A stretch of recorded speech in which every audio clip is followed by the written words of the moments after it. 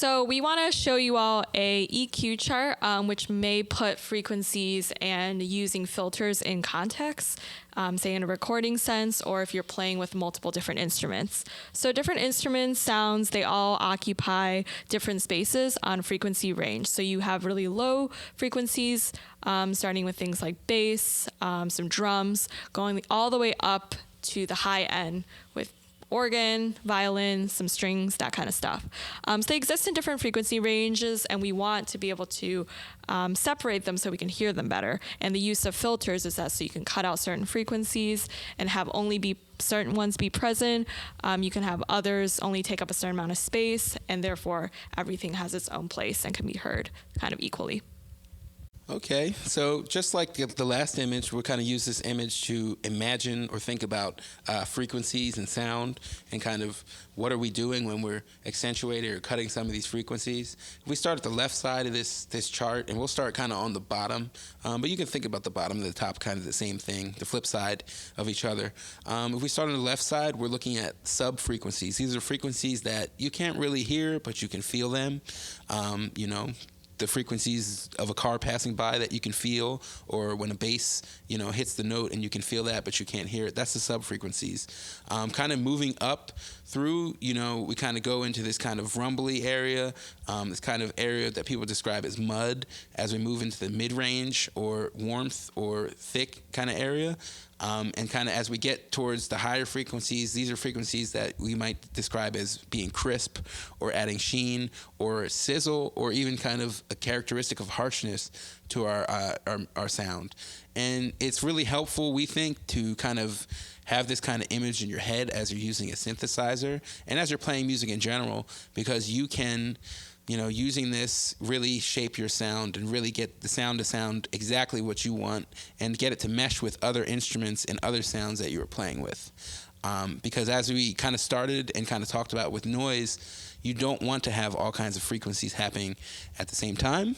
You actually want to have frequencies separated in a way that you can actually hear them and enjoy them. So the last step of the synthesizer pathway we have is the amplifier. So the oscillators and the filters, they're doing a great job producing the sound and shaping the sound. Now we actually have to amplify the sound. And so you put it through the amplifier, which is controlling the volume so that we can hear it. Okay, so we just covered the three kind of most common and basic components of the synthesizer, but we have other components that actually allow us to make even more complex sounds, and those are called modulators. And modulators basically, they don't create any sounds or really actually themselves do anything to the sound. What they do is they alter the functions of any of the three components that we just mentioned. So you can modulate the characteristics of the oscillator, you could modulate the characteristics of the filter, and you can modulate the characteristics of the amplifier. And we're going to discuss the tools that you would do that with now. So one of the most common modulators you'll see on a synth is called the envelope generator.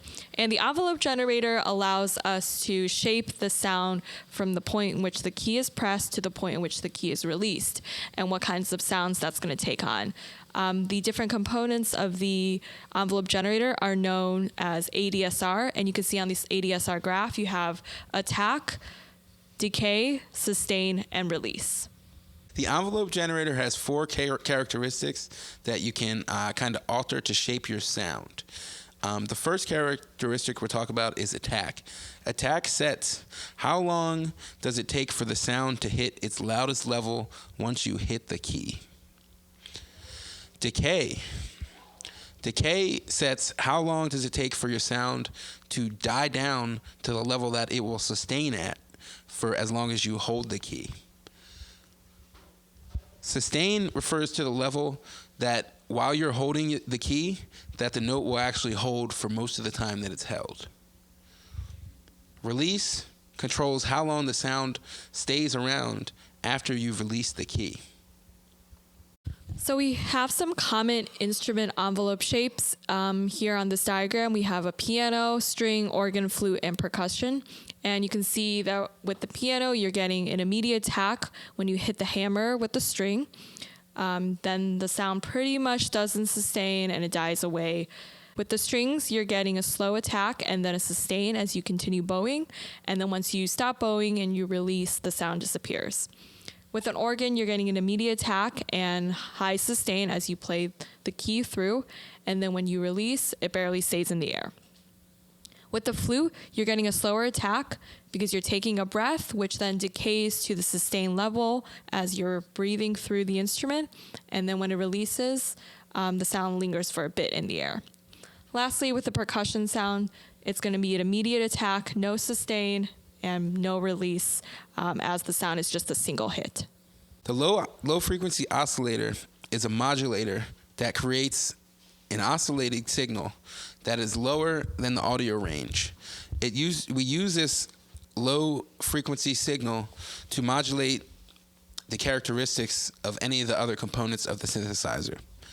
Using the LFO, or low frequency oscillator, we can make the filter move on its own following the LFO.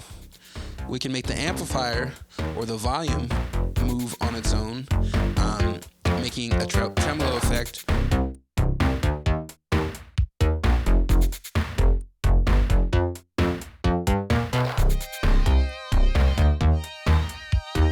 Thanks for spending time with us today. We hope you learned a lot about synth pathways. My name is Florence. And I'm Chris. And you can find out more information about videos and meetups at sound_museum_collective on Instagram. And you can follow us on the web at soundmuseumcollective.org. Thank you. Thank you.